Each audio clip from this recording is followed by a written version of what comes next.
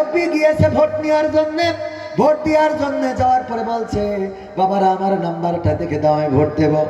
বলতেছে, চাচা এত কষ্ট করে এসেছেন কেন? কয়দিন বাঁচি মরি, দেখলাম ভোটটা দিয়ে তারপরে যায়। চাচা গো, আপনার কষ্ট হবে দেখে ভোটটা আমরা আগেই মেরে দিচ্ছি। বলছে, আমি তো সকালবেলায় রওনা দিলাম, এত তাড়াতাড়ি ভোট মারা হয়ে গেল, কেমনে মারলে বাবা, কিভাবে মারলেন? চাচা আপনি রওনা দিয়েছেন কখন? ফজর পড়ে বাড়িতে বেরোইছি। আমরা তাহাজ্জুদ পড়ি তো কাম সেরে ফেলেছি।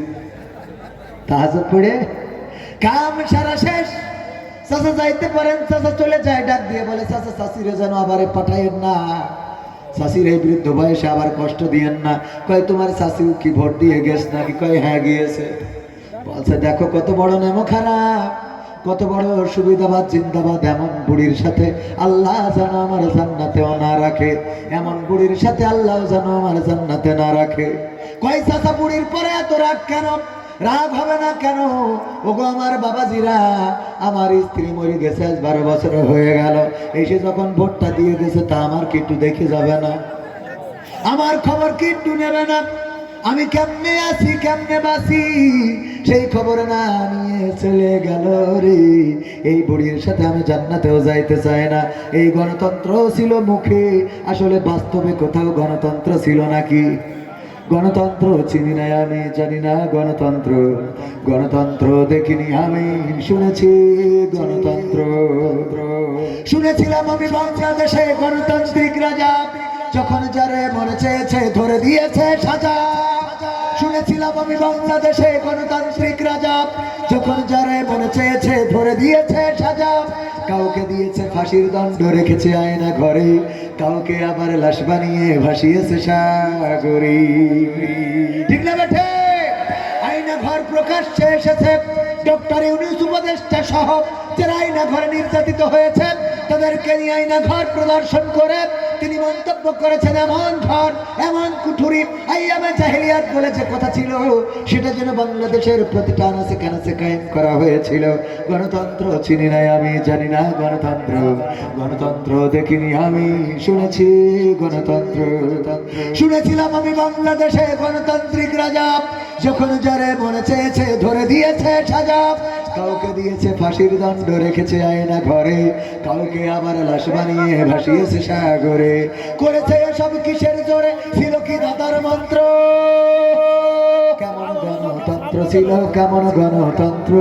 গণতন্ত্রের আড়ালে ছিল দাদার ষড়যন্ত্র। কেমন গণতন্ত্র ছিল, কেমন গণতন্ত্র? গণতন্ত্রের আড়ালে ছিল মোদির ষড়যন্ত্র। শুনেছি আগে নির্বাচনে লাগতো টাকার নোট, দেখেছি আমরা ভোট করিতে লাগেনি কোনো ভোট। শুনেছি আগে নির্বাচনে লাগতো টাকার নোট, দেখেছি আমরা ভোট করিতে লাগেনি কোনো ভোট। ভোটের আগে পাশ হয়েছে মন্ত্রী মিনিস্টার, লাগেনি মিছিল, লাগেনি মিটিং, লাগেনি তো পোস্টার। ভোটের আগে পাশ হয়েছে মন্ত্রী মিনিস্টার, লাগেনি মিছিল, লাগেনি মিটিং, লাগেনি তো পোস্টার। নির্বাচন কমিশন ছিল ইন্ডিয়ান গণতন্ত্র। গণতন্ত্র ছিল কেমন গণতন্ত্র? গণতন্ত্রের আড়ালে ছিল দাদার ষড়যন্ত্র। কেমন গণতন্ত্র ছিল, কেমন গণতন্ত্র? গণতন্ত্রের আড়ালে ছিল মোদির ষড়যন্ত্র। বিরোধী দল যারা সংসদে ছিল, তারা ছিল পোষা ময়না, দেশ জলে পুড়ে হয়েছিল ছাই, তবুও তো কিছু কয় না।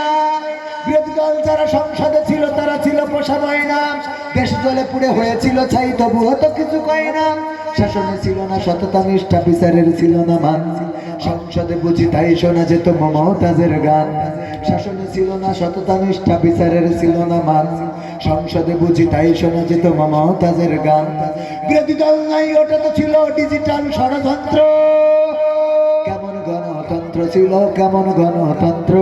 গণতন্ত্রের আড়ালে ছিল রায়ের ষড়যন্ত্র। কেমন গণতন্ত্র ছিল, কেমন গণতন্ত্র?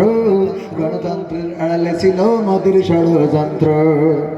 নায়েবে রাসূল কোরআনের পক্ষে বলতো মানুষ যারে, 13টি বছর সেই মানুষের রেখেছিল কারাগারে।